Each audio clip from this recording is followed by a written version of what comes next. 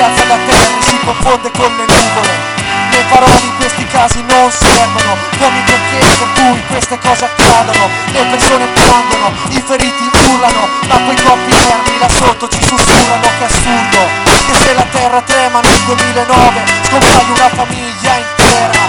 Tra le macerie spunta triste una foto e negli occhi di chi ce l'ha fatta solo il vuoto. A poco si realizza che bisogna usare l'imperfetto, nel presente non è più tempo, e quindi diventa era, e il futuro più nero di una pantera. Puoi prendere forza dal sorriso di un bambino che sta giocando a nascondino col destino, ma già fai conti con la realtà. Se un giorno tornerai felice, lo sarai solo per metà.